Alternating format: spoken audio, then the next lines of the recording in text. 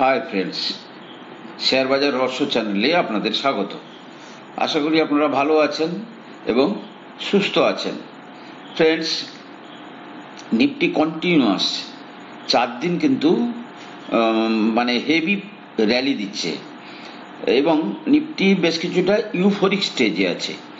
আজকে নিফটি 24,087 কাছ থেকে ফাইনালি একটু নিচে এসে 24,100 24,045 ক্লোজিং দিয়েছে, প্রায় 176 পয়েন্ট উপরে। অন্যদিকে ব্যাংক নিফটি কিন্তু আজকে খুব রেঞ্জ মাউন্ট ছিল, তারা 52,811 কাছে ক্লোজিং দিয়েছে, 60 পয়েন্ট নিচে। আচ্ছা, F2 7,659 কোটির মাল কিনেছে, ডোমেস্টিক ইনস্টিটিউশনাল 3606 কোটি টাকার মাল বিক্রি করেছে। দেখুন ফ্রেন্ডস, সব দিক দিয়ে যদি দেখা যায় যে মার্কেটে একটা অন্য টাইপের হাই লেভেলের গেম চলছে, যে গেমটাতে আমাদের কিন্তু তেমন কোনো রোল নেই, কেবলমাত্র দেখা ছাড়া। এবং এই পিক মার্কেটে ইনভেস্টমেন্টের ডিসিশন নেওয়াটা অত্যন্ত ভুল হবে। দ্বিতীয়ত হচ্ছে, আপনি যদি ব্রডার মার্কেটে দেখেন, broader market in the sense ধরুন 2,000-2,500 শেয়ার, সেই জায়গাতে যদি দেখেন সেখানে কিন্তু অধিকাংশ শেয়ারে সেলিং হচ্ছে। তাহলে বাইংটা হচ্ছে কোথায়? বাইংটা হচ্ছে কেবলমাত্র বড় বড় শেয়ারে, এবং সেই বড় বড় শেয়ারের যে বাইং, তার উপরে কিন্তু নিফটির গেম চলছে। এবং এই গেম কিন্তু অত্যন্ত বড় বড় প্লেয়ারদের। আমি যদি দেখাই নিফটির আপনাকে ডে ক্যান্ডেলে, আচ্ছা দেখুন ফ্রেন্ডস, ডে ক্যান্ডেলে যদি দেখা যায় পরপর 3 দিনের ক্যান্ডেল, কিন্তু তারা কিন্তু একের পর এক কিন্তু সব, এই দেখুন এখান থেকে শুরু হলো এ মাসে, এই সপ্তাহে 23,000 লো থেকে আজকে 24,087, 23,350, তাই তো 23,350 থেকে যদি ধরা যায় তাহলে 650, আর ওদিকে 80, প্রায় 740 পয়েন্টের র্যালি, বুঝতে পেরেছেন? এবং মার্কেট এটা কিন্তু অপশন মার্কেটের ম্যানিপুলেশন, এই সমস্ত জিনিসকে কেন্দ্র করে কিন্তু মার্কেট এই ধরনের উপরে যাচ্ছে। এবং এই সমস্ত ক্ষেত্রে যখন মার্কেট উপরে যায় তখন কিন্তু তারা আরো বেশ কয়েকদিন ধরে উপরে যেতে পারে, ঠিক আছে? এবং যদি এই র্যালিটা দেখেন, তাহলে র্যালিটা দেখবেন আজকে রিলায়েন্স পারফর্ম করেছে, আইটি সেক্টর পারফর্ম করেছে। যদি দেখেন আপনি ইনফোসিস দেখেন, ইনফোসিস 2% উপরে।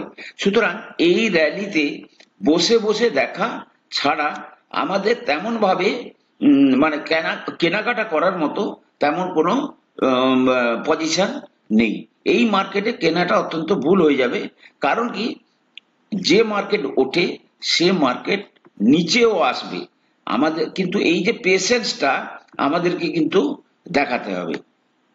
এবং এমনও হতে পারে যে কোনো দিন মার্কেটে 400-500 পয়েন্টের কাট সাডেনলি চলে আসতে পারে, অর্থাৎ তখন আপনারা বুঝতেই পারবেন না যে কিভাবে কি হয়ে যাচ্ছে।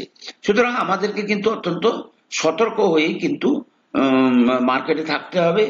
দরকার পড়লে যেখানে প্রফিট আছে সেখান থেকে প্রফিট একটু করে বুক করে, আমি বারবার ধরে বলছি আপনাদেরকে যে কিছুটা বুক করে করে আপনারা রাখুন। এবং আমি গত বেশ কয়েকদিন ধরে যে সমস্ত শেয়ারে আপনাদের অ্যাডভাইস করছি, সেগুলো কিন্তু জাস্ট ফর স্টাডি পারপাস।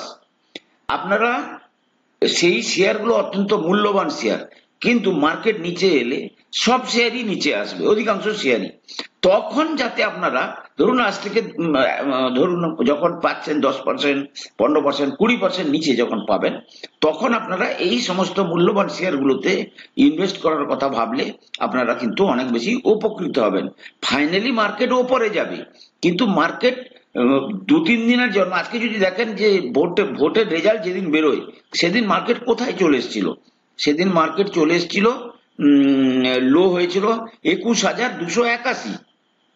তাহলে 21,281 থেকে আজকে 24,087, 21-2-23, 21-3, প্রায় 3,000 পয়েন্টকে প্রায় 120 পয়েন্ট, 2700-2800 পয়েন্টের র্যালি দিয়ে দিয়েছে।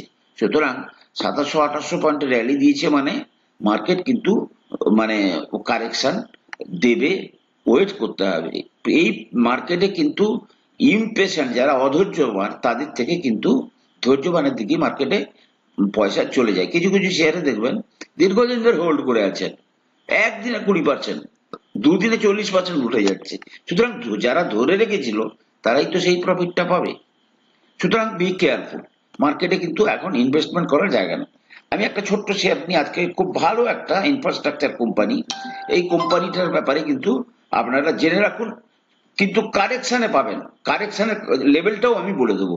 বিষ্ণু প্রকাশ আর পুংলা, যেটাকে বলা হয় বিপিআরপিএল, মাত্র 2552 কোটি টাকার কোম্পানি, পি চলছে কত, 20.9, ইপিএস 9.8।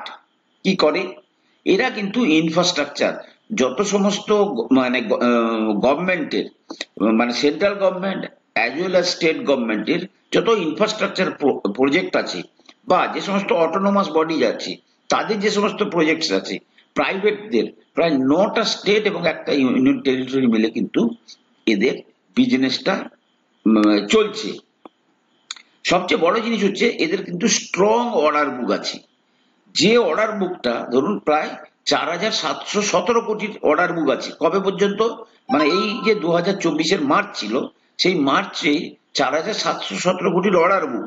এবার এরা যদি বছরে কত অর্ডার বুক এক্সিকিউশন করে, মানে কত টাকার এক্সিকিউশন ক্যাপাসিটি আছে, দেখুন 2024-এ 1474 কোটি টাকার সেলস করেছিল, ঠিক আছে। প্রফিট মার্জিন 14%, প্রফিট 122 কোটি। 23-এ 1168 কোটি, মার্জিন 13%, 91 কোটি। এবং যদি আপনি প্রতি বছরে বছরে দেখেন, প্রতি বছরে বছরে সেলস বাড়ছে এবং প্রফিট বাড়ছে। তাহলে আজকে যদি দেখা যায় যে তার কাছে যে প্রজেক্ট আছে, সেই প্রজেক্টে সে আগামী 2-3 বছরের তার কাছে কিন্তু অর্ডার আছে, তাহলে অর্ডার বুক সাফিসিয়েন্ট আছে।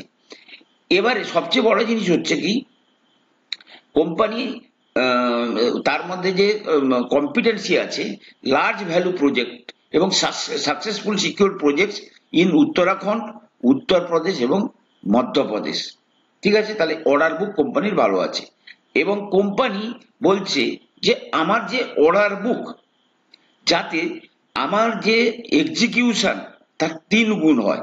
অর্থাৎ যদি আমি 2000 কোটি টাকার যদি আমি সেলস হয়, তাহলে আমার কাছে যেন 6000 কোটি টাকার অর্ডার বুক থাকে। এইভাবেই কিন্তু আমরা এগোচ্ছি। প্লাস কস্ট কাটিং করার জন্য, অর্থাৎ মার্জিন বাড়ানোর জন্য আমরা বিভিন্ন রকমের ব্যবস্থা নিচ্ছি। এবার যদি দেখেন ইনভেস্টার প্রমোটারের কাছে কিন্তু প্রায় 68% মাল আছে, এফআইআই 1%, ডিআই এর কাছে 4%-এর একটু অধিক মাল আছে, ঠিক আছে।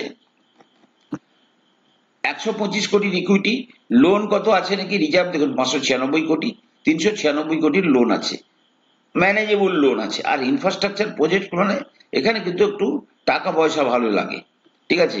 প্রফিট এন্ড লস স্টেটমেন্ট আপনাদেরকে দেখে দিয়েছি, যে প্রফিট এন্ড লস স্টেটমেন্টে আপনাদের যে মেন জিনিসটা হচ্ছে প্রতি বছর বছরে কিন্তু কোম্পানির সেলস হচ্ছে এবং মার্জিনটাও মোটামুটি তারা অল্প অল্প করে বাড়ানোর চেষ্টা করছে।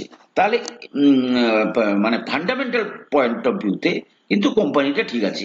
এবারে কোম্পানিটার আমরা যদি চার্টে যাই, তাহলে চার্ট কি বলছে, চার্টটা কিন্তু মার্কেটের যে এই ইউফোরিক স্টেজ চলছে তাতে কিন্তু এই কোম্পানি কিন্তু পার্টিসিপেট করেনি। কেন কেন কথাটা বললাম, দেখুন ফ্রেন্ডস, আজকে মার্কেট কোথায় আছে, যদি আমি মান্থলি ক্যান্ডেলে দেখি, এই শেয়ারটা ধরুন আজকে বেস তৈরি করছে, এর এর যে হাই এসছে মার্কেটে কবে, সেপ্টেম্বর 2023-এ।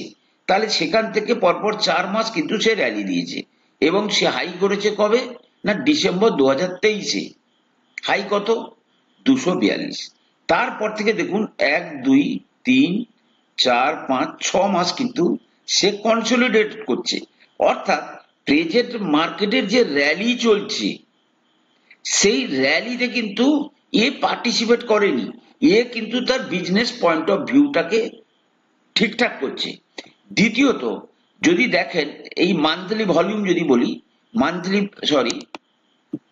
এখানে মান্থলি ক্যান্ডেলের ভলিউম যদি দেখেন তাহলে এ মাসে কিন্তু ভালো ভলিউমে কিন্তু মানে আমি যদি উইকলি ক্যান্ডেলেও যাই, উইকলি ক্যান্ডেলেও আরো ভালো করে দেখা যাবে। দেখুন তাহলে ভলিউম এই যে জায়গাতে ভলিউম ছিল সে তার তুলনায় ভলিউম কিন্তু ইমপ্রুভ হচ্ছে। তাহলে প্রথম পয়েন্ট হচ্ছে যে মার্কেটের র্যালিতে এ পার্টিসিপেট করেনি, ঠিক আছে। দ্বিতীয়ত হচ্ছে ভালো ভলিউমে বাইং হচ্ছে। তৃতীয়ত ধরুন রিসেন্টলি সে শেয়ারটা ধরুন 150-এর কাছাকাছি এসছিল, তাহলে আমরা আজ থেকে যদি স্টাডি করি এবং এর যে ফিউচার আউটলুক, ফ্রেন্ডস দেখুন শেয়ারকে কিন্তু কিনে হোল্ড করতে হয়, তারপরে কিন্তু আপনি চাইলে তার কাছ থেকে ভালো অ্যাপ্রিসিয়েশন পাবেন। সুতরাং এই শেয়ারটাকে আমরা মানে চোখের মধ্যে রাখবো। যদি এই শেয়ার দেখুন প্রতিদিন কোনো না কোনো শেয়ার উপরে যায়, যদি এই শেয়ার কোনো কারণে তার এই হাইকে ভাঙার চেষ্টা করছে তাহলে বুঝতে হবে যে তার ফান্ডামেন্টাল মধ্যে অন্য কিছু সংকেত আসছে। আর কিছুদিন হতে পারে আরো কয়েক মাস এই কনসলিডেশন করবে, ঠিক আছে। তাহলে আমরা ধীরে ধীরে যদি শেয়ারটাকে অ্যাকুমুলেশন করি তাহলে কিন্তু আমরা আগামী 6 মাস থেকে 1 বছরের মধ্যে ভালো র্যালি পাবো এবং এই শেয়ার মানে দীর্ঘমেয়াদীতে কিন্তু আপনাদের খুব ভালো রিটার্ন দেওয়ার মতো পজিশন হোল্ড করে। ফ্রেন্ডস, আমার যে সমস্ত শেয়ারের উপর ব্যাখ্যা, আমি কোনো সেবি রেজিস্টার্ড অ্যানালিস্ট নই, আমি কেবলমাত্র আপনাদের নলেজ বাড়ানোর জন্য কিন্তু আমার এই প্রয়াস। কোনো শেয়ারে কেনা বা বিক্রির আগে আপনারা কিন্তু আপনাদের ফাইন্যান্সিয়াল অ্যাডভাইজারের মতামত অবশ্যই নেবেন। আর ভালো থাকুন, সুস্থ থাকুন, চ্যানেলটাকে সাবস্ক্রাইব করুন, লাইক করুন। কথা হবে পরের ভিডিওতে।